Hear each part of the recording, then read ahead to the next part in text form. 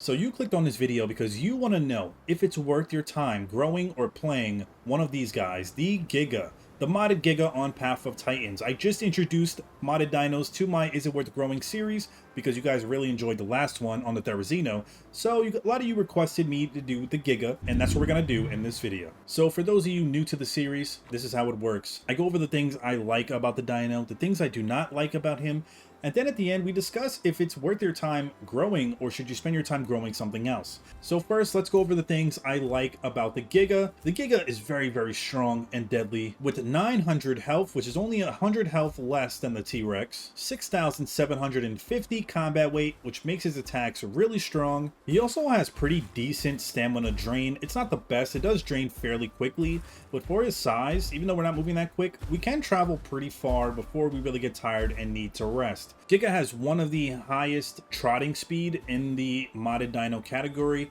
I also really love about him is his movesets. He has tons of moves to choose from, giving him an advantage over the typical Apex T-Rex or any other thing he would fight because you have more moves to really defend yourself, and we're going to go over it right now. So he has a bite attack, which is one of the strongest in the game at 80 damage. I know it says medium damage, but 80 damage is not medium. He has a charge bleed bite, which does 50 damage with one bleed, which is a really good bleeding rate. And then he has a ripping bite that does 25 damage with 0.5 bleed. So I guess if you want to put on two bleeding bites, you can put the ripping bite and the charge bite if you really want to make someone bleed out. But I highly suggest you put on the regular bite in there as well because 80 damage is no joke. For hide, you have Marathon Runner or Thick Scales. Really depends on your preference.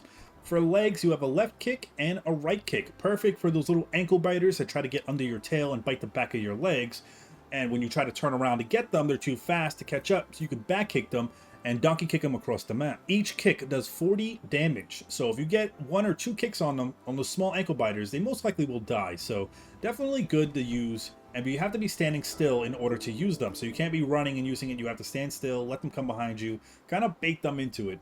For back limb, you have a charging attack, and the charging does 80 damage per tick, which is also really good. He has a tail attack that does 30 damage, that's pretty average. Then he has a voice call, which increases defense of all cars in your group within 30 meters for 1 minute, able to stack up 3 times. And it gives them 1.1 times armor per call. So basically, if you do it 3 times, you can get them up to 3 times extra armor. I don't think it works on Gigas though, because it doesn't say Gigas in the description, but if you guys know if this call works on Gigas as well, let me know in the comments. But yes, I do love his moveset. That's one of the things I really like about him. Now let's discuss the things I do not like about the Giga. And personally for me, this might just be my own personal opinion, but I don't like the look of him that much. I don't know. There's something about his face. I know they did like a remodel. So based on how he did before, how he looked now, he still looks weird. I don't know how accurate this model is to the real life Giga, but to me, he just seems so small. He seems a little, I don't know, just doesn't look that good to me as far as like animation wise and overall look. The Giga also has one of the worst health recovery rates and one of the worst stamina recovery rates in the modded dino category, which means his health takes forever to regen and his stamina takes a while to regen as well.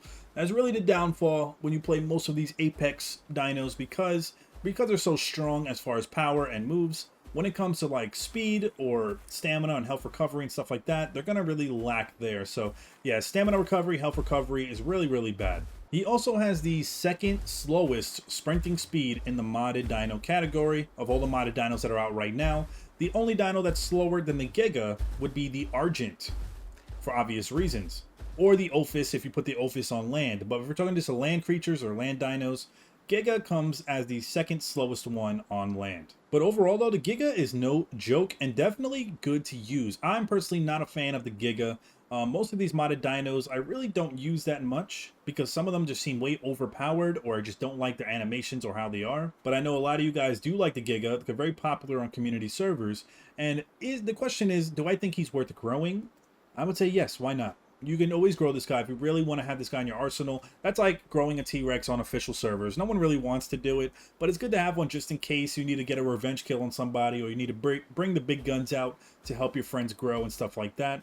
Personally, for me though, I don't think he's worth growing as personal preference, but hopefully you enjoyed this video. If you have another modded dino or any regular official dino that I didn't cover yet, let me know in the comments who you want me to do next, and I will try to do that for you. Thank you for watching, and I hope to see you guys in the next video. Peace.